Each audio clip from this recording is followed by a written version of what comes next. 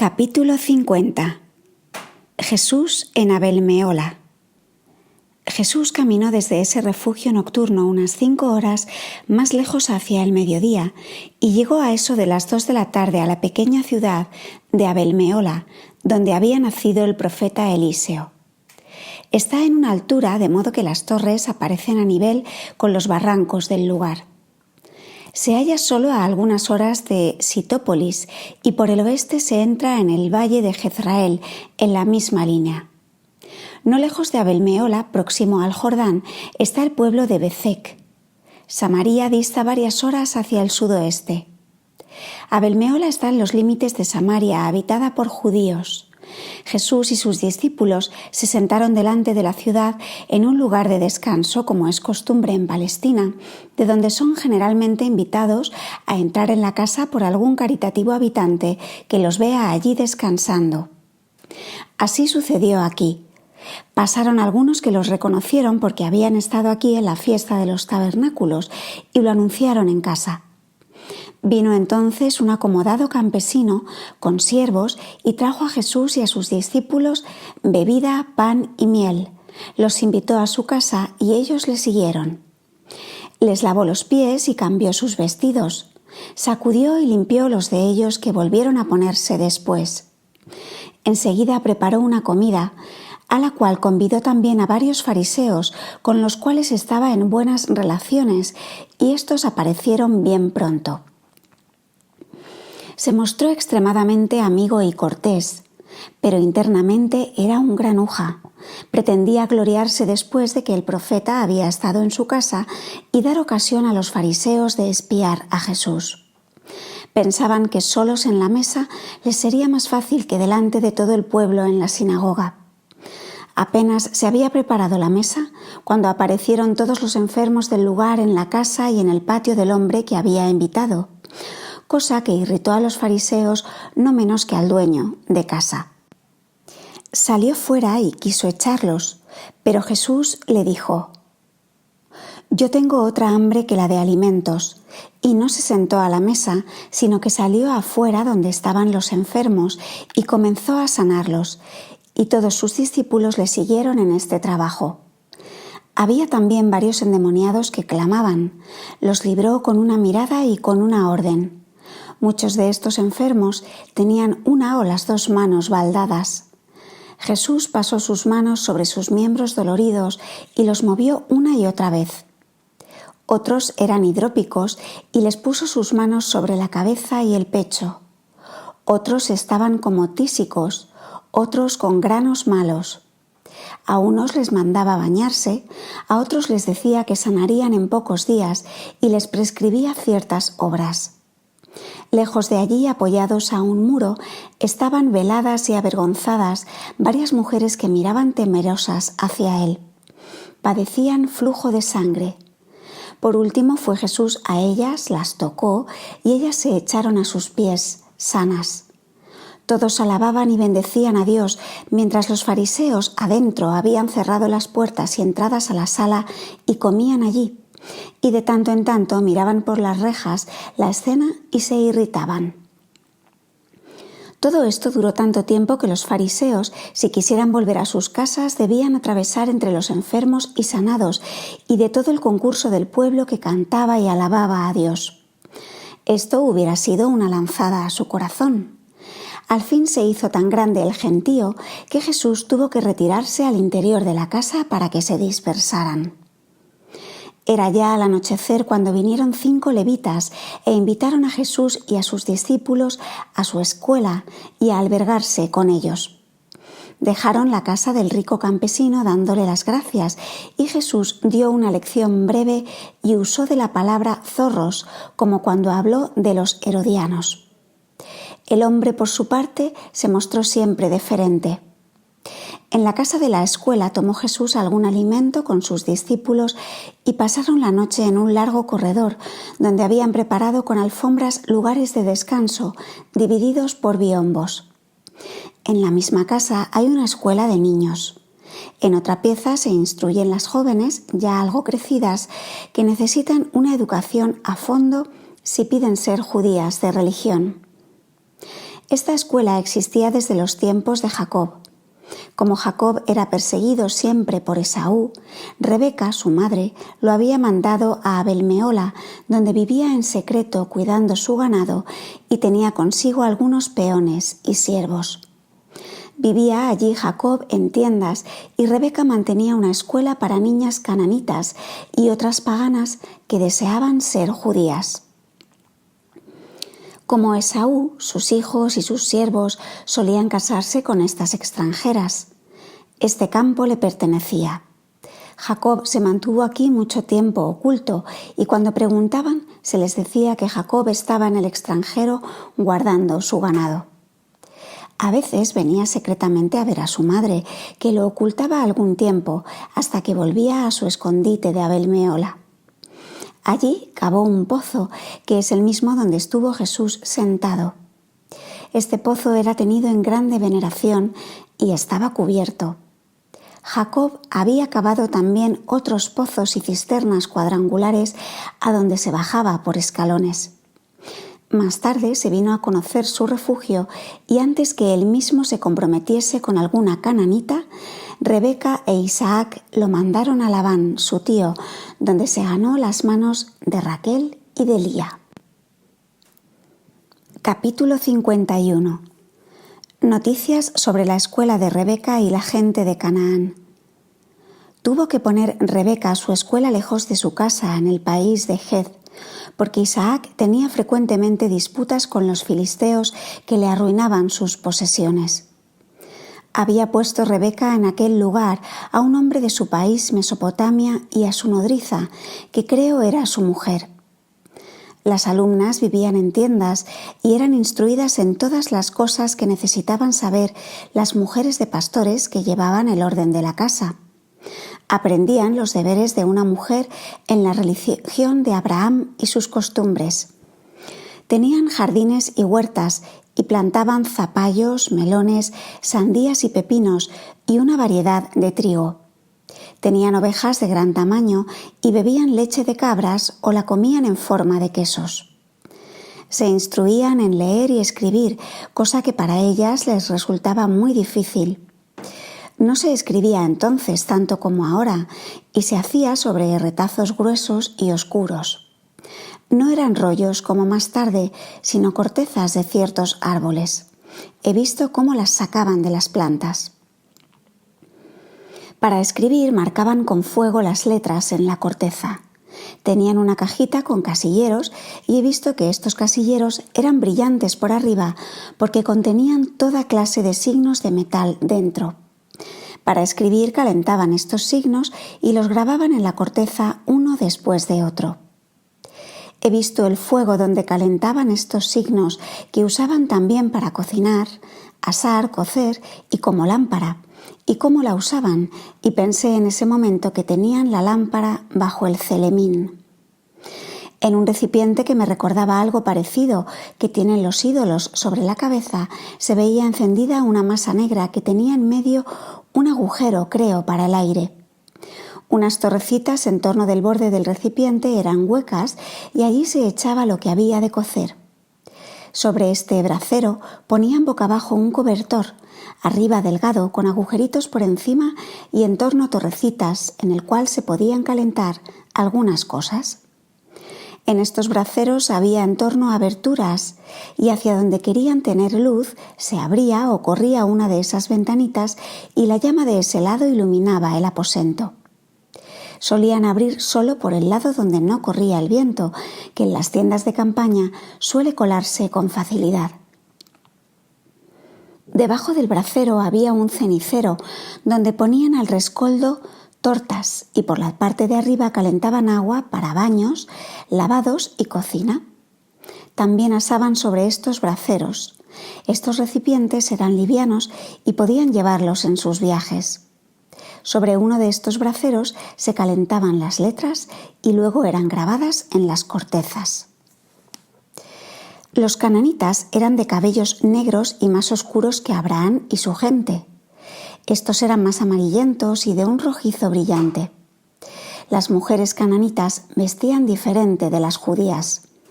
Tenían un vestido de lana amarillo que llegaba a las rodillas. Se componía de 4 trozos atados debajo de la rodilla y una ancha bombacha que no estaba sujeta a medio cuerpo, como a las mujeres judías, sino que caía en anchos pliegues. En torno del cuerpo estaba esta bombacha recogida. La parte superior del cuerpo estaba cubierta de 2 trozos de tela que cubrían el pecho y la espalda. Estos trozos de tela estaban recogidos y atados sobre los hombros. Era una especie de escapulario ancho, abierto a ambos lados y cerrado en torno del cuerpo. Parecían de este modo el cuerpo y las caderas como un saco largo atado en el medio y terminado de pronto en las rodillas. Llevaban suelas atadas con correas hasta las rodillas, a través de las cuales se veían las piernas. Los brazos estaban cubiertos con trozos transparentes y anillos de metal brillante que se cerraban como mangas. Tenían en la cabeza una gorra de plumas finas terminada en punta por detrás como un yelmo con tupido mechón. Eran de hermosa contextura, pero mucho más ignorantes que las hijas de Israel. Algunas llevaban mantos largos, arriba estrechos y abajo anchos. Las mujeres de Israel llevaban una prenda interior, luego un camisón largo y encima un vestido largo abotonado por delante. La cabeza cubierta con el velo o si no con telas rizadas como suelen llevar hoy las gentes en torno del cuello. He visto también lo que aprendían en tiempos de Rebeca. Era la religión de Abraham, la creación del mundo y de Adán y Eva, su estadía en el paraíso, la tentación de Eva por Satanás y la caída del primer hombre en la culpa por faltar a la obediencia de abstenerse de la fruta que Dios les había prohibido. Con la comida de la fruta entró la concupiscencia en el hombre. Se le enseñaba que Satanás les había prometido una ciencia divina a nuestros primeros padres, mas el hombre se sintió como ciego después del pecado. Se le cubrieron los ojos como con una piel, perdieron una vista clara de las cosas que antes tenían. Ahora deben trabajar, criar hijos con dolor y esforzarse mucho para adquirir cualquier conocimiento de las cosas. Aprendían que a la mujer se le había prometido un hijo que aplastaría la cabeza de la serpiente, de Caín y Abel y de los descendientes de Caín, cómo se malearon y cómo los hijos de Dios, es decir, los buenos, se dejaron seducir por la belleza de las hijas de los hombres y cómo de su unión nació una raza de estatura gigantesca, llena de fuerza diabólica y ciencias y artes malas. Estos gigantes habían inventado todas las artes de engaño y seducción, falsa ciencia, todo lo que aparta de Dios y lleva al pecado, y habían pervertido de tal manera a los hombres que Dios determinó exterminarlos, salvando solo a Noé y su familia. Esta raza había tenido su asiento en una alta montaña y había avanzado cada vez más, hasta que Dios los exterminó en el diluvio. Y la alta montaña se hundió y se formó allí un mar, el Mar Negro. Se les enseñaba del diluvio, de la salvación de Noé en el arca, de Sem, Cam y Jafet, del pecado de Cam y de la malicia de los hombres en la edificación de la torre de Babel. Esta edificación de la torre, su destrucción, la confusión de las lenguas y la enemistad de los hombres, se les decía que tenía relación con aquellos soberbios gigantes de artes diabólicas que habitaban la montaña y que eran el resultado de las uniones ilícitas con los cananitas, y que también en la torre de Babel se practicaban cultos idolátricos. Con estas enseñanzas se apartaban a esas jóvenes paganas de toda comunicación con los idólatras, de las artes de seducción y de los adornos inmodestos, de la magia, de la sensualidad y de todo lo que aleja de Dios, previniéndolas contra todo lo que pertenece al pecado, causa por el cual Dios castiga a los hombres. Se las exhortaba, por el contrario, al temor de Dios, a la obediencia, a la sumisión y al cumplimiento de todas las obligaciones y a la observancia de la sencilla vida de los pastores. Se las instruía en los mandamientos que Dios había dado a Noé, por ejemplo, no comer carne cruda. Se les enseñaba cómo Dios eligió a la familia de Abraham para formar un pueblo elegido, de cuya descendencia debía nacer el Mesías, sacando a Abraham de la tierra de Ur y separándolo de los demás. Se les enseñaba cómo Dios había enviado a Abraham a hombres sabios, es decir, hombres que aparecían con vestidos blancos y resplandecientes, y que éstos le dieron a Abraham el misterio de la bendición de Dios para que su descendencia fuera más grande que todos los demás pueblos de la tierra. De la entrega del misterio solo se les hablaba en general, como de una bendición de la cual debía nacer el Mesías. Se les hablaba de Melquisedec, como de un hombre sabio que había ofrecido pan y vino y había bendecido al mismo Abraham. También se les enseñaba del castigo caído sobre Sodoma y Gomorra. Capítulo 52. Jesús visita la escuela de Rebeca. Cuando Jesús entró en la escuela, estaban las jóvenes haciendo un cálculo sobre la venida del Mesías y todas llegaron con sus cuentas a determinar el tiempo presente. La entrada de Jesús produjo una impresión extraordinaria. Jesús enseñó sobre esto mismo y explicó todo claramente. El Mesías estaba allí y no era reconocido. Habló del Mesías desconocido y del cumplimiento de las señales que deben hacerlo reconocer. De las palabras «una virgen dará a luz un hijo», habló Jesús en términos oscuros. Esto les era difícil comprenderlo ahora. Les dijo que debían considerarse dichosas de vivir en este momento tan deseado por los patriarcas y los profetas, que no lo alcanzaron. Habló de las persecuciones y de los sufrimientos del Mesías. Les explicó varios pasajes y les dijo que pusieran atención a lo que había de suceder en la próxima fiesta de los tabernáculos en Jericó. Habló de prodigios y de un ciego que había de sanar. Les hizo un cálculo del tiempo del Mesías. Habló de Juan y de su bautismo y preguntó si ellas deseaban también el bautismo. Les enseñó la parábola de la dracma perdida. Estas niñas estaban sentadas en la escuela con las piernas cruzadas, a veces con una rodilla levantada. Cada una tenía un banquillo al lado que formaba un ángulo. De un lado se apoyaban lateralmente y sobre la parte más ancha ponían sus rollos cuando escribían. A menudo estaban de pie para escuchar las lecciones. Había en la misma casa una escuela de niños. Era una especie de asilo, una fundación para educar niños huérfanos o niños judíos rescatados de la esclavitud que habían crecido lejos de toda enseñanza judaica. Tenían parte en la enseñanza fariseos y saduceos y eran recibidas también niñas pequeñas que eran instruidas por otras mayores. Cuando entró Jesús en la escuela de los niños, estaban estos ocupados en calcular algo sobre la historia de Job y no acababan de salir del paso. Jesús les explicó lo que no entendían y les puso en la pizarra algunos signos para aclararlo. Les explicó también algo que trataba de una medida de 2 horas de camino o de tiempo, que ahora no recuerdo, y les habló mucho a los niños del libro de Job, que era desechado por algunos rabinos como verdadera historia, porque los edomitas, de cuyo país era Herodes, se burlaban de los judíos por ser crédulos de la historia de un hombre del país de Edom, donde nadie lo conocía. Decían que lo de Job era solo una fábula o parábola para entretener a los israelitas en el desierto. Jesús explicó a los niños la historia de Job, cómo sucedió en realidad, y lo explicó al modo de los profetas y maestros de la niñez, como si viera todo ante sus ojos, como si fuese su propia historia, como si hubiese él visto y oído todo, o como si Job mismo le hubiese contado a él su historia. Parecíales a los niños que él había vivido con Job, o que era un ángel de Dios, o el mismo Dios.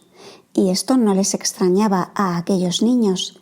Sentían por momentos que era un profeta y sabían algo de Melquisedec, de quien nadie sabía lo que era en realidad. Les habló en una parábola del significado de la sal y del hijo pródigo. Mientras tanto habían llegado los fariseos, los cuales se irritaron porque Jesús se aplicaba a sí mismo muchas cosas que decía del Mesías. Por la tarde anduvo Jesús con esos levitas y con los niños delante de la ciudad. Las niñas pequeñas, guiadas por las mayores, venían detrás. Algunas veces se detenía Jesús hasta que llegaran las niñas, mientras los niños caminaban delante. Les enseñaba haciendo comparaciones con las cosas que veían en la naturaleza. De todas las circunstancias sacaba lección, de la vista de los árboles, de los frutos, de las flores, de las abejas, de los pájaros, del sol, de la tierra, del agua, del ganado y del trabajo del campo. Les habló maravillosamente de Jacob y del pozo que cavó en este lugar, y cómo ahora venía a ellos, a los niños, el agua viva, y lo que significaba cegar el pozo, taparlo con basura, como hacían los enemigos de Abraham y de Jacob, y aplicó esto a los que intentan desacreditar los prodigios y las enseñanzas de los profetas, como hacen los fariseos. Capítulo 53. Jesús va de Abel-Mehola a Bezec. Cuando Jesús a la mañana siguiente volvió a la sinagoga, estaban todos los fariseos y saduceos presentes con mucho pueblo. Jesús abrió los rollos y explicó a los profetas. Los fariseos disputaron con Jesús obstinadamente, pero él los avergonzó a todos. Se había introducido en la sinagoga un hombre con el brazo y las manos baldadas. Había deseado tanto tiempo poder acercarse y ahora esperaba que Jesús, al salir, lo viera junto a la puerta de la sinagoga. Algunos fariseos se irritaron contra él y le mandaron se apartase, y como él se resistiese, intentaron sacarlo a empujones. Él se plantó lo mejor que pudo en la puerta y miraba con aire de piedad a Jesús bastante distante por la mucha gente en un sitial alto. Jesús se volvió al enfermo y le dijo: «¿Qué pides de mí?». Habló entonces el enfermo: «Señor, te pido que me sanes, porque sé que lo puedes, con tal que lo quieras». Jesús le dijo: «Tu fe te ha salvado, extiende tu mano sobre el pueblo». Y en el mismo momento le vino salud al hombre desde distancia. Extendió sus manos a lo alto y clamó alabando a Dios. Jesús le dijo: «Vete a tu casa y no hagas tumulto». El hombre contestó: «Señor, ¿cómo podré ocultar un favor tan grande que he recibido?». Salió fuera y publicó por todas partes el prodigio. Acudieron entonces muchos enfermos delante de la sinagoga y Jesús, al pasar, los sanó. Después de esto estuvo con los fariseos en una comida, porque a pesar de su irritación y de su rabia interna, lo trataron con cortesía exteriormente, para tener ocasión de espiar mejor sus palabras y sus hechos. Por la tarde lo vi todavía sanando enfermos. Durante la mañana estuvo Jesús en la escuela con los niños. Por último lo vi rodeado de las más pequeñas, que estaban juntitas a él, tocando sus vestidos y tomándole de las manos. Jesús se mostró muy cariñoso con ellas y las exhortó a ser obedientes y a temer a Dios. Las mayores estaban detrás de las pequeñas. Los discípulos a distancia estaban extrañados y deseaban que se retirase de ellas. Ellos pensaban, al modo de los judíos, que tal familiaridad no era conveniente para un profeta y que podría dar que hablar. Jesús desestimó sus vanos temores y después que hubo exhortado a todos los niños, animado a los más crecidos y fortalecido a los maestros, mandó a uno de sus discípulos que hiciera a cada niña un regalito. Recibieron monedas unidas una con otra, creo que un par de dracmas. Luego bendijo a todas las niñas, abandonó con sus discípulos el lugar y se encaminó al este, en dirección del Jordán. En el camino enseñó a grupos de labradores y pastores y llegaron a eso de las 4 de la tarde frente a Bezec, que está como a 2 horas al este de Abel-Mehola, en dirección al Jordán. Hay allí 2 lugares a ambos lados del río. La comarca es montañosa y quebrada y las casas están desparramadas. Bezec está formada más bien por 2 poblaciones. Los habitantes viven como aislados y no tienen mucho comercio. La mayor parte son labradores que trabajan en un terreno pedregoso con mucha fatiga y se ocupan de fabricar instrumentos de labranza que llevan al mercado y hacen toscas mantas y telas para tiendas de campaña. Como a hora y media de allí hace el Jordán una vuelta hacia el oeste, como si quisiese correr hacia el huerto de los olivos, pero da luego media vuelta y forma así una península en la ribera oriental, sobre la cual hay una hilera de casas. Cuando vino Jesús de Galilea a Belmeola, tuvo que pasar un río. Ahora desde Bezec hasta Ainón podrá haber 4 horas de camino al otro lado del río. Delante de la ciudad, Jesús entró en un albergue, el primero de los que las mujeres de Betania habían destinado para Jesús y sus discípulos cuando andaba por esos contornos. Estaba al cuidado del albergue un hombre piadoso y bien intencionado, el cual salió al encuentro de los viajeros, les lavó los pies y les sirvió alimento. Jesús entró en la ciudad, donde los jefes de la escuela le recibieron en la calle, y entró en las casas de algunos enfermos dándoles la salud. Se han reunido con unos 30 discípulos en torno de Jesús. Con Lázaro han venido varios discípulos de Jerusalén y de los alrededores y otros de Juan. Algunos venían ahora de Maquerus con un mensaje de Juan para Jesús. Juan le pedía que dijese claramente que era el Mesías y se presentase públicamente. Entre los mensajes estaba un hijo del viudo Cleofás.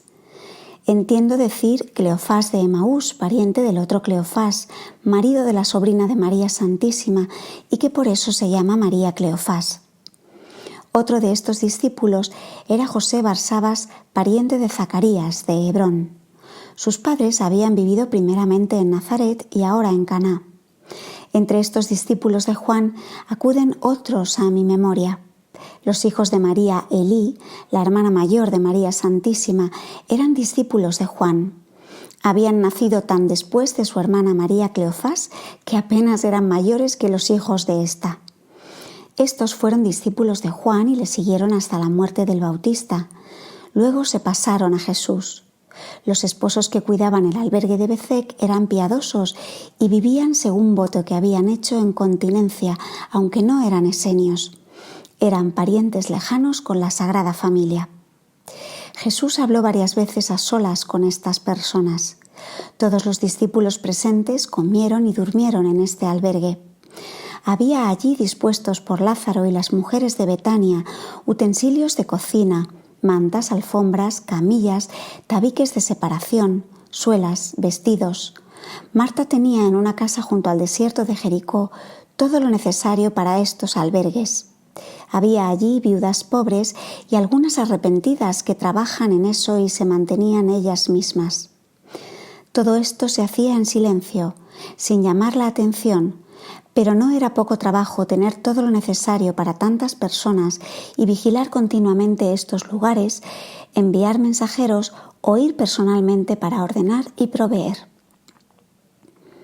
Jesús hizo un gran sermón a la mañana sobre una colinita en un lugar donde los habitantes habían dispuesto un sillón para Jesús. Se habían reunido muchas personas para oír a Jesús, entre ellas unos 10 fariseos de los alrededores para espiarlo. Enseñó con gran mansedumbre y amor hacia el pueblo, que era de buena índole y que por haber oído a Juan y haber sido bautizado por él, ya estaba convertido y mejorado. Los exhortó a permanecer contentos en su estado de pequeñez, a ser compasivos y trabajadores. Habló del tiempo de la gracia, del reino, del Mesías y más claramente de su misma persona. Habló de Juan, de su testimonio, de su persecución y prisión. Habló del adulterio de los reyes, por cuya causa estaba Juan en la prisión. Contrapuso la severidad de los fariseos que habían ejecutado en Jerusalén a algunos adúlteros que al fin no cometían el pecado tan escandalosamente como los reyes. Todo lo dijo claramente, sin reticencias. Exhortó a cada uno según su estado, sexo, condición y edad. Un fariseo preguntó si él entraba ahora en lugar de Juan, si él era aquel del cual Juan hablaba. Jesús contestó en general y le hizo notar su doblez y fingimiento. Jesús tuvo aquí una conmovedora instrucción para los niños y niñas. Los exhortó a la paciencia. Si otro maltrata, no responder con golpes, sino llevarlo con paciencia, apartarse y perdonar al ofensor.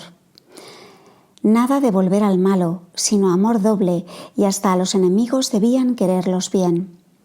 Les dijo que no tocasen los bienes ajenos ni los deseasen, y si otro niño deseaba tener sus plumas, sus útiles de escribir, sus juegos, sus frutas, que les diesen lo que deseaban y aún más para dejarlos contentos, siempre que pudieran lícitamente dar esos objetos.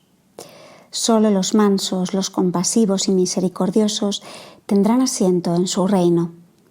Y este asiento lo pintó a los niños muy hermosamente, como un trono. Habló de los bienes de la tierra que hay que abandonar para obtener los bienes del cielo. A las niñas les recomendó especialmente no envidiar los trajes de vanidad, la obediencia, respeto y amor a los padres, mansedumbre y temor de Dios.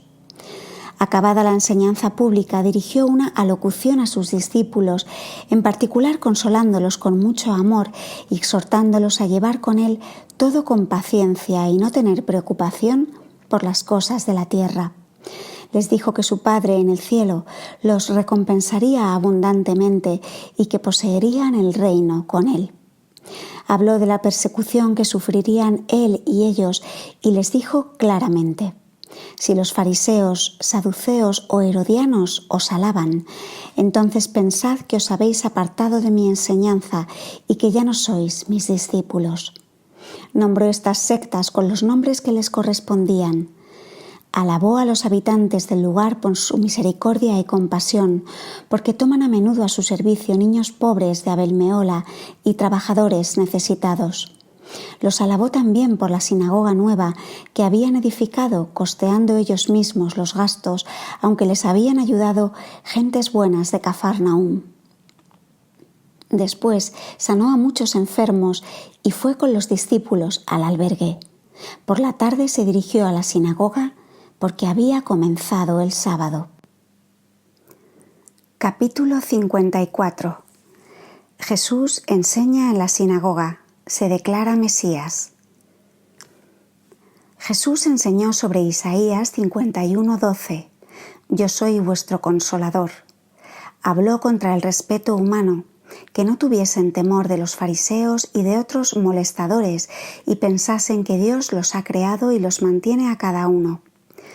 Las palabras «yo pongo mi palabra en tu boca» las explicó en el sentido de que Dios mandó al Mesías y que esta palabra de Dios está ahora en la boca del pueblo suyo, ya que el Mesías dice las palabras de Dios y ellos son el pueblo del Mesías. Todo esto lo explicó tan abiertamente que los fariseos murmuraban entre sí. Se despacha por el Mesías. Jesús continuó: que Jerusalén despierte de su somnolencia y borrachera, que la ira había pasado y la gracia estaba allí. Dijo que la sinagoga infructuosa no daba hijos y nadie rige y guía al pobre pueblo, pero que ahora los destructores, los hipócritas y los opresores serían castigados e irían a la perdición. Que Jerusalén se despierte y Sión se levante.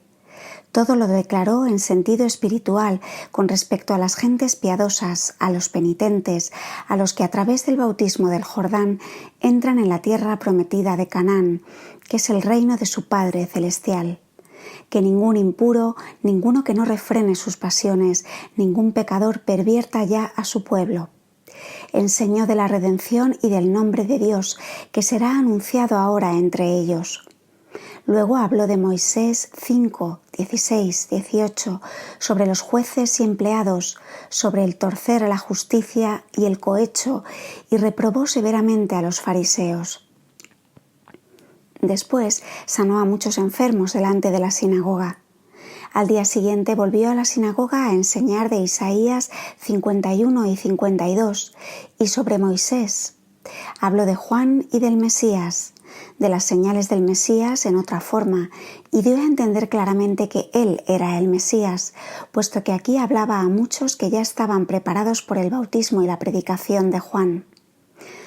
Trató de Isaías 52:13 hasta el 15 y dijo que el Mesías los había de juntar, que estaría lleno de sabiduría, que sería levantado y honrado, y les dijo que así como muchos se maravillaban de ver a Jerusalén pisoteada y devastada por los paganos, así aparecerá el Mesías entre los hombres, perseguido y despreciado. Él bautizará a muchos paganos y los purificará. Los reyes callarán delante de él cuando sean instruidos, y aquellos a los cuales no llegó su noticia tomarán su enseñanza y le verán. Les recordó todas sus obras y prodigios desde su bautismo y las persecuciones que padecía en Jerusalén y en Nazaret, el desprecio de los espías y las burlas de los fariseos. Recordó los prodigios de Caná, los ciegos, los sordos, los mudos, los baldados curados y la resurrección de la hija de Jairo de Fasael. Señaló el lugar y dijo: «No es lejos de aquí, id y preguntad, y veréis que es así». Les dijo: «Vosotros habéis visto a Juan y le habéis conocido. Él os ha dicho que era el preparador de los caminos, el anunciador y precursor. ¿Era Juan acaso muelle, delicado, distinguido? ¿O era uno venido del desierto? Vivía en palacios, comía viandas delicadas, llevaba vestidos finos y hablaba palabras cultas y halagadoras». Les dijo que Juan era el precursor. ¿No lleva entonces el siervo los vestidos de su señor? Si el Mesías que esperáis debiera ser un rey poderoso, brillante, rico y vencedor, ¿hubiera tenido por precursor a un tal Juan? Vosotros tenéis al Salvador entre vosotros y no queréis reconocerlo. No es según vuestra soberbia idea, y porque no es así, no lo queréis reconocer como Mesías. Después enseñó mucho tiempo aún sobre Moisés. Yo les despertaré un profeta de entre sus hermanos, y quien no escucha su palabra en mi nombre, de ese tomaré yo cuenta. Fue una exposición fuerte y nadie se atrevió a contradecirle. Dijo: Juan estuvo en el desierto y no iba con nadie. Esto no os agradó. Yo voy ahora de pueblo en pueblo, enseño y sano a los enfermos, y esto tampoco os agrada. ¿Qué clase de Mesías queréis entonces? Cada uno de vosotros quiere otra cosa. Sois como los niños que andan por las calles, que cada uno se fabrica un instrumento diferente para soplar dentro. Uno toma un caño profundo de corteza y otro una caña vacía. Y nombró varios juegos de niños, y cómo cada uno pide que le toquen en una u otra forma, en uno u otro tono, y a cada uno le gusta solo su modo propio. Hacia la tarde, cuando salió de la sinagoga, se había reunido una gran cantidad de enfermos. Muchos yacían sobre camillas y se había extendido una techumbre sobre ellos. Jesús iba de uno a otro con sus discípulos y los sanaba. Había algunos endemoniados que clamaban y se irritaban. Jesús los libró del demonio mandándoles callar y pasando entre ellos. Había baldados, tísicos, hidrópicos, otros con granos en la garganta, mudos y sordos. Sanó a todos en particular, imponiéndoles las manos o tocándolos, aunque su modo de obrar era diferente en cada caso. Los curados se sentían bien enseguida, solo algo cansados, y la curación se seguía pronto según la clase de la enfermedad y la disposición de cada enfermo. Los sanados se alejaban cantando salmos de David. Había, empero, tantos enfermos que Jesús no podía llegar a cada uno, y entonces los discípulos ayudaban con alzar, levantar, desatar vendas de los enfermos. Jesús puso entonces sus manos sobre las cabezas de Andrés, Juan y Judas Barsabás, y tomando las manos de ellos en su mano, les mandó que hicieran en su nombre con algunos enfermos lo que él hacía. Ellos lo hicieron así y sanaron a muchos enfermos. Después de esto fue Jesús con sus discípulos al albergue y comieron solos. Jesús apartó una gran parte de los alimentos que sobraron, los bendijo y los mandó repartir a los paganos pobres que estaban en Bezec. Estas caravanas de paganos fueron catequizadas por los mismos discípulos. Procedentes de ambas orillas del Jordán se había amontonado gran multitud de gente en Bezec. Todos los que antes habían oído a Juan querían ahora escuchar a Jesús. Una caravana de paganos que había querido ir a Ainón se detuvo para escuchar la enseñanza de Jesús. Bezek está como a 3/4 de hora del Jordán, junto a una rápida corriente de agua que divide en 2 partes el lugar. Capítulo 55. Jesús deja Bezek y va a Ainón. Jesús continuó enseñando y sanando delante del albergue. Los que se iban a bautizar, la caravana de los paganos y muchos otros se dirigieron al Jordán para pasar al otro lado. El pasaje estaba a 1 hora y media al sur de Bezek, cerca de la ciudad de Zarzán, junto al Jordán, a 1 hora de Bezek. Del otro lado, entre Bezek y Zarzán, hay un lugarejo llamado Adam. Cerca de Zarzán es donde se paró el Jordán cuando pasaron los hijos de Israel. Allí hizo fundir Salomón cacharros y utensilios. Hay todavía algunas de estas industrias y al oeste de la vuelta que da el Jordán existe un taller instalado en una montaña que se extiende hacia Samaria. Encuentran ahí algo como cobre y bronce. Jesús enseñaba durante el camino. Cuando le preguntaron si pararía en Zarzán, contestó que otros lugares lo necesitan más, que Juan había estado aquí con frecuencia y que le pregunten a él si había comido sabrosamente en buena mesa y si se había divertido en este lugar. Había allí un vado amplio para pasar el Jordán. Después tuerce el Jordán hacia el oeste. Del otro lado caminaron como 2 horas hacia el oriente, a la parte norte de un arroyo que se echa en el Jordán no lejos de allí.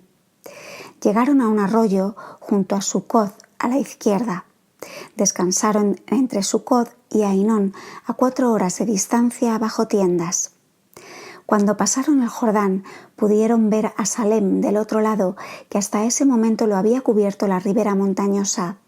Estaba en medio de la desembocadura oeste del Jordán, frente a Ainón. En Ainón había una gran multitud de gente. Los paganos se habían extendido entre la colina de Ainón y el Jordán. Habían acudido 10 fariseos, de Ainón algunos, otros de diversos lugares, entre ellos el hijo del fariseo Simeón, de Betania. Con todo, había entre ellos prudentes y moderados. En la parte norte de la montaña hacia arriba está Ainón, como pequeña ciudad, como suelen ser las casas de lugares de recreo. En esta parte de la ciudad estaba la desembocadura de la fuente del estanque de los bautismos, situada al oriente de la montaña. La fuente de agua era llevada en canales de hierro. Esta desembocadura se había cerrado y se abría solo según la necesidad. Había una casa para el cuidado de la fuente. Delante del lugar vinieron los fariseos, entre ellos el hijo de Simón el leproso, al encuentro de Jesús. Lo recibieron amigablemente, con deferencia y respeto. Llevaron a una tienda a Jesús y a sus discípulos, les lavaron los pies, sacudieron sus vestidos y los refocilaron con pan, miel y bebida. Jesús manifestó que estaba contento, que había allí gente bien intencionada, pero le pesaba que pertenecieran a esa secta de fariseos.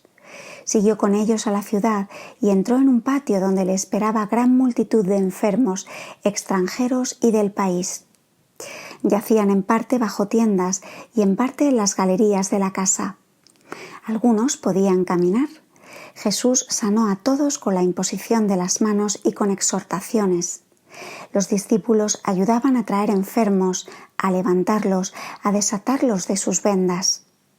Varias mujeres con flujo de sangre estaban a distancia, pálidas y veladas.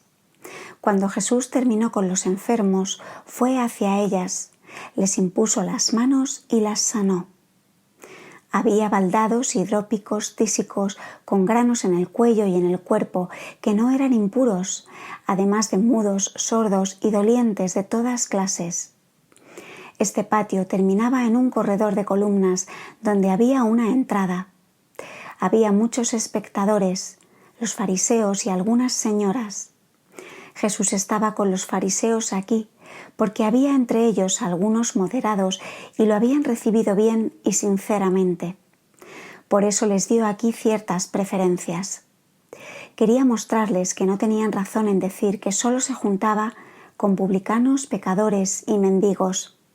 Quería también mostrarles que les daba el honor que les era debido siempre y en todas partes donde se portaban correctamente. Aquí se empeñaron ellos mismos en mantener el orden entre los enfermos y Jesús dejó que hicieran todo como les parecía a ellos. Capítulo 56. María de Suplián. Mientras Jesús estaba ocupado en sanar a los enfermos, entró por la puerta trasera del gran corredor una apuesta señora de mediana edad, vestida a modo de extranjera. Llevaba cubierta la cabeza y los cabellos con un velo delicado, cuajado de perlas. La parte superior la cubría desde el cuello un corpiño que terminaba en forma de corazón abierto por los lados. Este corpiño estaba sobrepuesto como un escapulario ajustado al cuerpo y cerrado con preciosas correas y adornos de perlas en el cuello y el pecho. De allí caían 2 sacos plegados hasta los pies, el uno más corto que el otro, ambos de lana blanca con adornos de hermosas flores. Las mangas eran anchas y en el hombro traía prendido un manto corto que caía sobre ambos brazos. Cubríase todo con un manto largo de lana blanca. Se acercó muy triste y angustiada, llena de confusión y de pesar. Su rostro delgado indicaba llanto y su mirada era extraviada. Quería llegar hasta Jesús y no podía por la multitud. Los atareados fariseos le salieron al encuentro y ella les dijo: «Llevadme hasta el profeta para que me perdone mis pecados y me sane». Los fariseos contestaron: «Mujer, vete a casa. ¿Qué quieres aquí? Él no querrá hablar contigo. ¿Cómo podrá él perdonar tus pecados? Él no querrá tratar contigo. Eres una adúltera».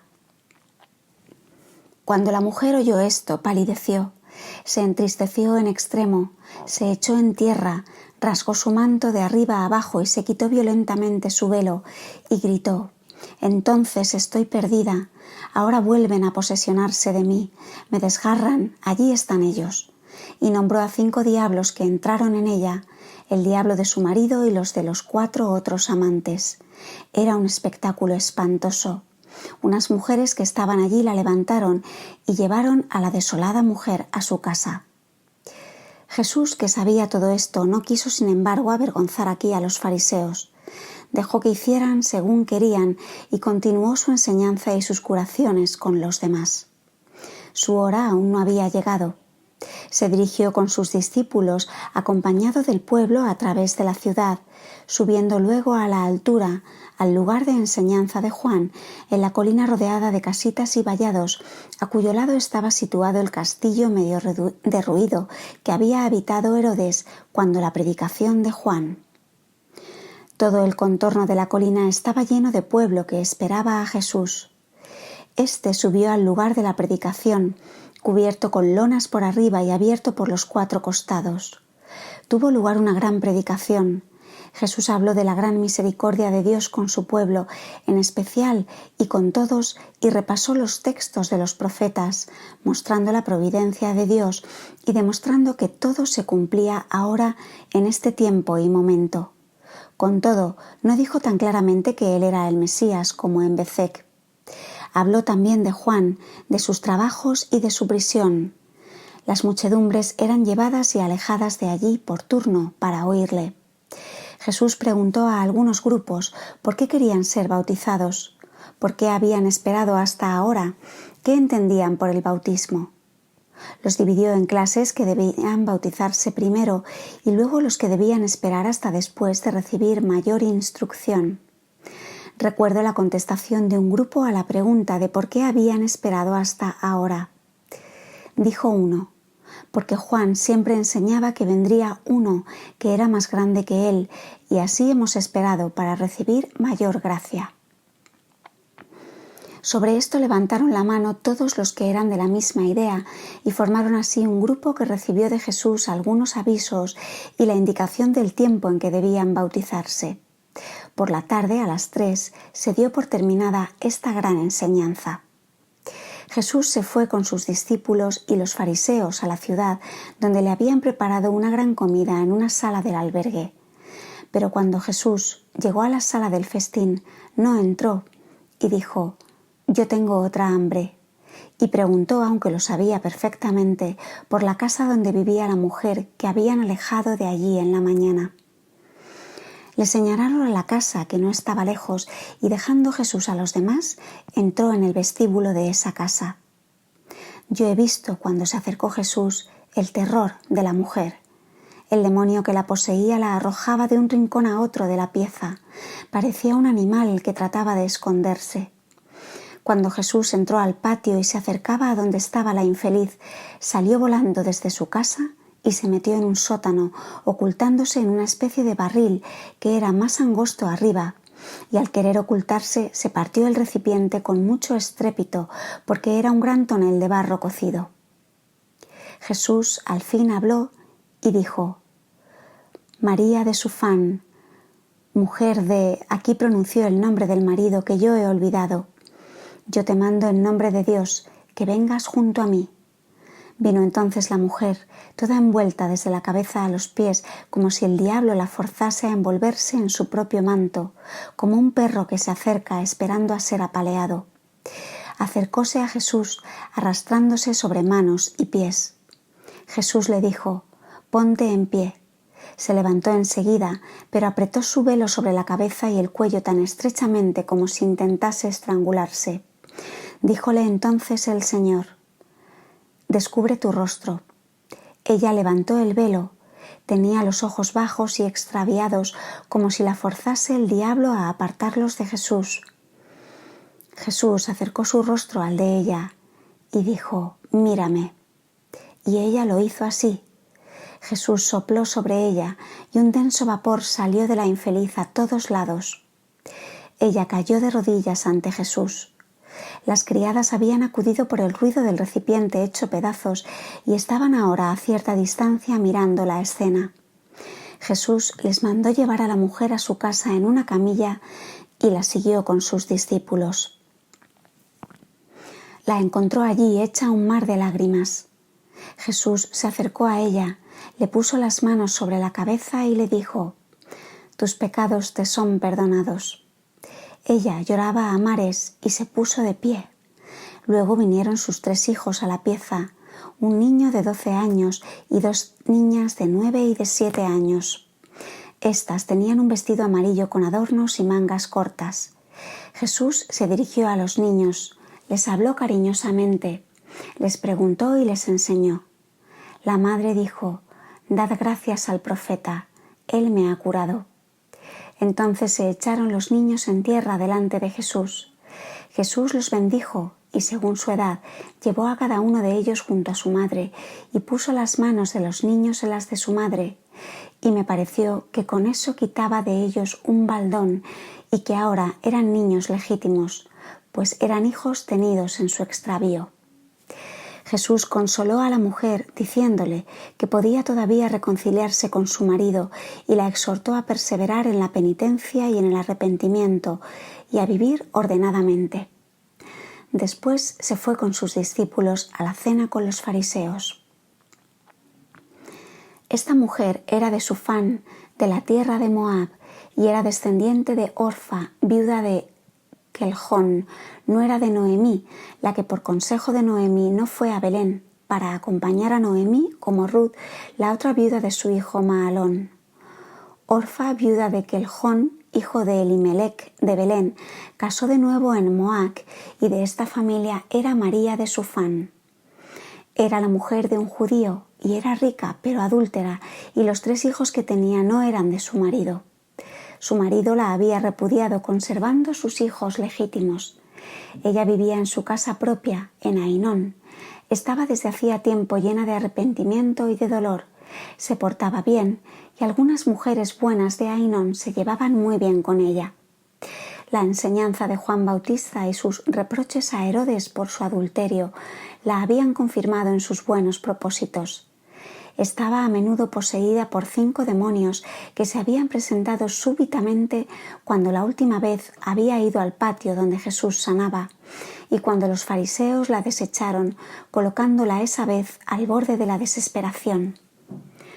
Por su descendencia de Orfa, cuñada de Ruth, tenía esta mujer vínculo con la ascendencia de Jesús desde David. Me fue mostrado cómo este brazo desviado del río de la descendencia, enturbiado por la culpa, era ahora purificado y entraba por esa purificación, por medio de Jesús, en la Iglesia. Jesús, como he dicho, entró en la sala del convite con los discípulos, donde estaban los fariseos, y se sentó a la mesa con ellos. Estaban algo amostazados porque Jesús hubiese prescindido de ellos y hubiese él mismo buscado a la mujer que ellos delante de tantos habían rechazado y alejado.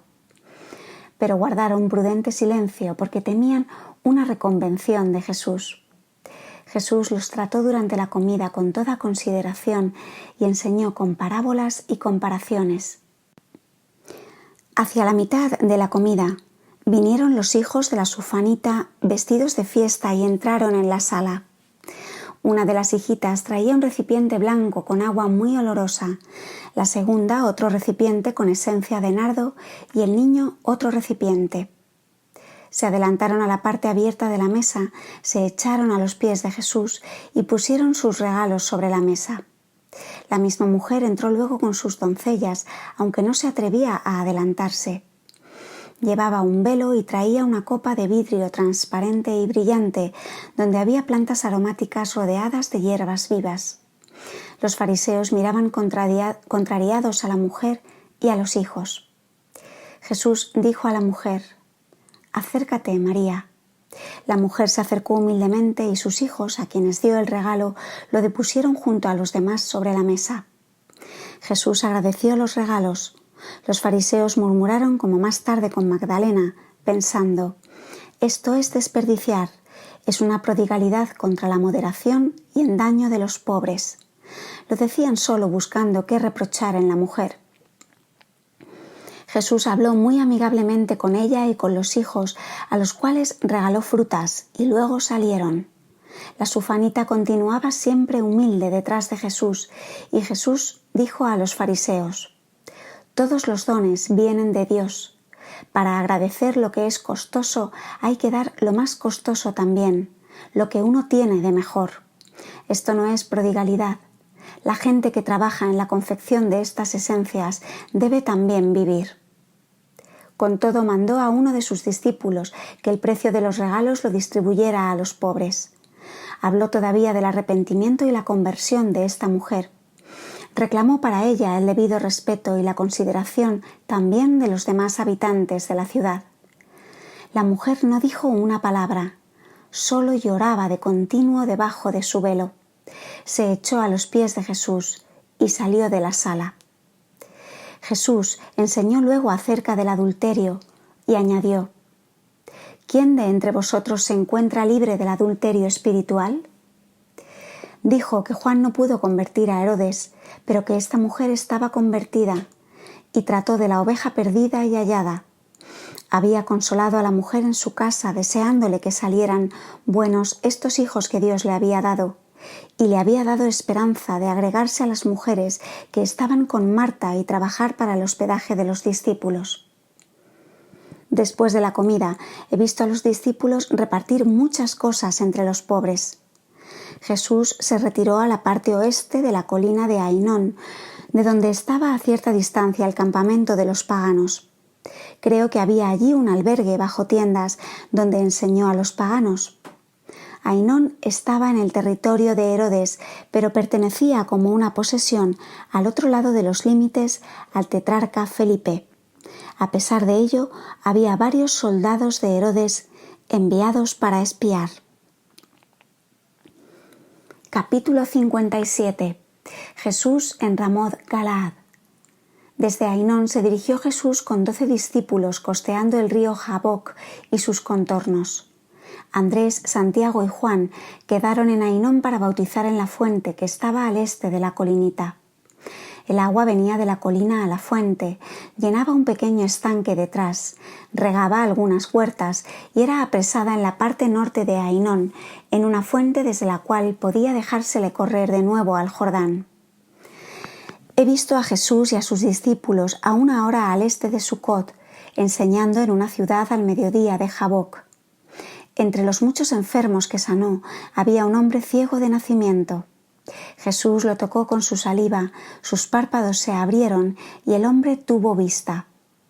Jesús caminó a través del Jaboc, que corre en un valle y tuerce después al este hasta Mahanaim, ciudad limpia, dividida en 2 partes. Jesús se sentó junto al pozo, cerca de la ciudad. Pronto acudieron los jefes de la sinagoga y los ancianos de la ciudad, con lavabos, alimentos y bebida. Le dieron la bienvenida, les lavaron los pies a él y a sus discípulos, derramaron una esencia en su cabeza, les ofrecieron a él y a sus discípulos una refección y una bebida y lo llevaron con gran contento y sencillez a la ciudad. Jesús hizo una breve explicación del patriarca Jacob, de lo mucho que por allí anduvo y sobrellevó. La mayoría de los oyentes tenía ya el bautismo de Juan. Reinaba aquí una vida patriarcal y muchas costumbres sencillas de los tiempos antiguos. Jesús no se detuvo mucho tiempo. Era solo una demostración de afecto y de honor que hacía a este pueblo. Pasó desde Mahanaim a la parte norte de Jaboc, a 1 hora al este del lugar donde se encontraron Jacob y Esaú. El valle formaba allí un recodo. Durante el camino iba enseñando a sus discípulos. Después de algún tiempo repasaron el Jaboc a la orilla del mediodía, no lejos donde se unían 2 arroyos y se echaban al Jaboc. Caminaron al este y tuvieron el desierto de Efraín a la derecha. Al este del monte, Efraín está situada sobre un barranco que mira al valle, la ciudad de Ramoth Galaad, una ciudad hermosa, limpia y bien trazada, donde había algunos paganos que vivían en calles propias y tenían templo. Había levitas que atendían el culto divino. Un discípulo los había precedido anunciando la venida de Jesús. Los levitas y otras personas distinguidas lo esperaban en una tienda junto a un pozo fuera de la ciudad. Lavaron los pies a los recién llegados, les dieron alimento y los acompañaron a la ciudad, donde había muchos enfermos reunidos en una plaza que pedían ayuda al Señor. A la tarde enseñó en la sinagoga, pues era este sábado de la fiesta de las ofrendas, un día de tristeza popular con motivo de la recordación de la hija de Jefté, que era de esta ciudad. Se habían reunido especialmente muchas jóvenes de la ciudad y de los alrededores. Jesús y sus discípulos tomaron su comida con los levitas y pernoctaron en casa junto a la sinagoga. En esta comarca no había albergues dispuestos para Jesús y los suyos. En cambio, en Ainón, Camón y Mahanaim habían sido alquilados con anterioridad. Ramoth está situada como una terraza en una montaña y detrás de esta, en un pequeño valle, enfrente, está la parte habitada por los paganos. Tienen allí un templo y se conocen sus casas por las figuras que se ven sobre los techos. En el techo del templo también hay un grupo escultórico. En el medio una figura coronada que llevaba una fuente en la mano y que estaba sobre otra fuente de agua. Otras figuras de niños en torno sacaban agua y se la derramaban unos a otros. Las ciudades son aquí mucho más limpias y hermosas que las ciudades antiguas judías. Las calles tienen forma de una estrella que convergen en un punto céntrico. Los ángulos son redondos, como también los muros que corren en torno. Era una ciudad libre de refugio para los culpables y tiene un gran edificio apartado de los demás donde deben vivir. Ahora está arruinado y parece que ya no se usa para ese fin. La gente se ocupa de fabricar mantas y bordar flores y animales en las mantas, parte para el comercio y parte para uso del templo. He visto a muchas mujeres y muchachas trabajar en esto en un gran edificio y en tiendas muy largas. Las gentes visten al modo de los antiguos israelitas y son muy limpios. Sus vestidos son de lana fina. Capítulo 58. La fiesta de la hija de Jefté. Jesús tomó parte en una gran fiesta que se hacía en conmemoración del sacrificio de la hija de Jefté. Caminó con sus discípulos y los levitas al este de la ciudad, sobre un hermoso lugar al aire abierto donde se había preparado todo. Estaba reunido el pueblo de Ramoth Galaad en numerosos círculos. Veíase la colinita con el altar, donde había sido sacrificada la hija de Jefté, y frente a él un semicírculo de asientos sobre la hierba para las jóvenes y asientos para los levitas y los jueces de la ciudad. Se inició una procesión ordenada hacia las afueras de la ciudad, al lugar indicado. Las doncellas de Ramot y las de otras ciudades de los alrededores llevaban vestidos de luto, y una doncella vestida de blanco y con velo hacía de hija de Jefté. Otro grupo de doncellas iban vestidas de oscuro, con la barbilla encubierta. De un brazo llevaban pendientes unos correajes con franjas negras.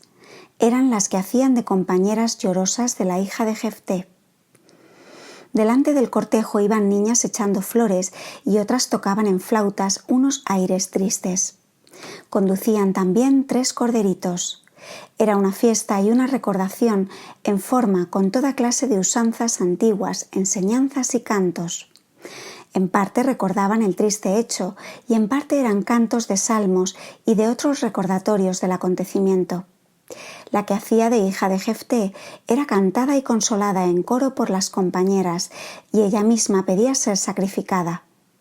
Los levitas y los ancianos celebraron un consejo sobre el caso, con cantos apropiados, y ella misma se adelantó recitando algunas palabras, donde pedía se cumpliese el voto de su padre. Traían rollos, de los cuales leían trozos y otras partes recitaban de memoria. Jesús mismo tomó parte en esta fiesta. Fungía de sumo sacerdote o juez en el caso. Dijo algunas de las fórmulas acostumbradas y otras enseñanzas. Se sacrificaron 3 corderos, rociando con la sangre en torno del altar, y la carne asada se repartió entre los pobres del lugar. Jesús habló a las doncellas sobre el tema de la vanidad, y de sus palabras entendí que la hija de Jefté hubiera podido ser declarada libre de la muerte si no hubiese sido tan vanidosa. Esta recordación duró hasta la tarde y varias jóvenes se cambiaban en el papel de hija de Jefté o Jeftías, porque he visto que ya se sentaba una, ya otra en el banco de piedra, en medio del círculo, y cambiaba en una tienda los vestidos de la doncella anterior. Estaba vestida como la joven Jeftías en su sacrificio. El mausoleo de Jeftías estaba todavía sobre una colinita y el sacrificio de los corderos al lado. Este mausoleo era un sarcófago cuadrado que se destapaba por arriba. Cuando la grasa y las partes del sacrificio estuvieron quemadas, el resto con las cenizas y los desperdicios se llevaron al mausoleo cercano y lo sostuvieron sobre la abertura, de modo que la ceniza y los restos caían en el mausoleo. Cuando se sacrificaron los 3 corderitos, he visto que se roció con la sangre los contornos del altar, mientras las doncellas recibían con un bastoncito un poco de la sangre en el borde final de los largos velos que tenían sobre sus hombros. Jesús explicó: Jeftías, tú debías haberte quedado en casa para dar gracias a Dios por la victoria que el Señor había concedido al pueblo. Pero tú saliste vanidosa buscando ser saludada como hija del héroe y la fama mundana, y saliste con adornos vanos y con gran estrépito buscando celebridad y gloriándote delante de las demás hijas del pueblo. Cuando terminaron estas fiestas, todos se fueron a un lugar de recreo cercano, donde bajo emparrados y arcos de sombra se había preparado una comida. Jesús intervino también en esta parte de la fiesta y se sentó en una mesa donde eran servidos los pobres del lugar y contó allí algunas parábolas. Las doncellas comieron también en este lugar, pero estaban separadas de los hombres por divisiones. Estando sentados no se veían las mesas de ellas, pero de pie se veían, porque eran de poca altura las divisiones. Después de la comida fue Jesús con sus discípulos, los levitas, y muchos otros de nuevo a la ciudad. Le esperaban muchos enfermos, a los cuales sanó, entre ellos lunáticos y melancólicos. Luego enseñó en la sinagoga sobre Jacob y José y la venta de éste a los egipcios, y añadió: un día otro también será vendido por uno de sus hermanos. También éste recibirá después a sus hermanos arrepentidos y los consolará en el tiempo de la carestía con el pan de la vida eterna. Luego, la misma tarde, preguntaron algunos paganos a los discípulos humildemente si podrían también ellos tener alguna parte en el gran profeta, y los discípulos se lo dijeron al Señor, el cual les prometió ir mañana a su ciudad. Jefté fue hijo de una mujer pagana echado de Ramoth por los hijos legítimos de su padre y vivió en la cercana comarca de Tob en compañía de soldados y gente de presa. Ramoth se llama también Masfa. Jefté tenía de su difunta mujer pagana una hija única, de hermosa apariencia, prudente pero muy vana. Jefté era un hombre decidido, fuerte y de mucha valentía, deseoso de triunfos y mantenía invariable su palabra dada. Aunque era judío de nacimiento, era en verdad un guerrero pagano. Era en este caso un instrumento en las manos de Dios. Lleno de ansias de gloria, deseoso de vencer y ser cabeza de su pueblo, del cual había sido echado, hizo el voto solemne de sacrificar a Dios a aquella persona que primero le saliera al encuentro de su casa. Como no amaba mucho a los demás de su casa, no pensó que podía salirle precisamente su hija. Este voto no agradó al Señor, pero se hizo y su cumplimiento debía servir de castigo a él y a su hija para acabar con su descendencia en Israel. Esta hija se habría maleado probablemente con la vanidad de la victoria y con la exaltación de su padre. En cambio, entonces hizo 2 meses de penitencia y murió por Dios, y esta pérdida trajo al padre al buen camino y a su mejoramiento. He visto que la hija salió al encuentro de su padre a más de 1 hora de camino de la ciudad, con gran acompañamiento de doncellas, con cantos, tocadores de flautas y cítaras. Fue la primera persona que alcanzó a ver al dirigirse a la ciudad. Cuando supo su desgracia, pidió 2 meses más para pasar en la soledad con sus compañeras, para llorar su muerte como virgen, pues su padre no tendría descendencia en Israel, y también para prepararse con la penitencia a la muerte. Salió con varias doncellas a través del valle de Ramoth y se fue a la montaña, y vivió allí 2 meses en tiendas de campaña, en oración y penitencia. Las doncellas de Ramoth se turnaban para hacerle compañía. Ella lloró allí su vanidad y su deseo de ser alabada. Se celebró en realidad un consejo sobre ella, si podía ser librada de la muerte, pero no era posible porque había sido dedicada por su padre con sagrado juramento y era un voto que nadie podía desatar. He visto que ella misma pedía se cumpliera el juramento, hablando con gran prudencia y emoción. Su muerte fue acompañada de gran tristeza y sus compañeras cantaban cantos melancólicos en torno de ella. Ella estuvo sentada en el mismo lugar donde estaban las doncellas en la fiesta. Aquí volvió a celebrarse un consejo de si podía ser rescatada, pero ella nuevamente se adelantó y pidió ser sacrificada y morir, como en efecto se hizo. Tenía blancas vestiduras y estaba cubierta solo de un velo transparente blanco que dejaba ver su rostro, su espalda y su cuello. Ella misma se adelantó al altar. Su padre no pudo despedirse de ella y abandonó el lugar del sacrificio. Tomó una bebida roja en una taza, creo, para quedar como anestesiada. Uno de los guerreros de Jefté tenía que darle el golpe de muerte. Le vendaron los ojos para significar que no era él un asesino, puesto que no veía a la persona que iba a matar. A ella se la inclinó sobre su brazo izquierdo y él puso sobre su garganta un cuchillo corto y con él le cortó el cuello. Cuando tomó ella la bebida roja quedó como desmayada y entonces el guerrero la sujetó. 2 de sus compañeras vestidas de blanco tomaron en una taza su sangre y rociaron con ella el altar. Después fue envuelta por sus compañeras y tendida sobre el altar, cuya superficie era un asador.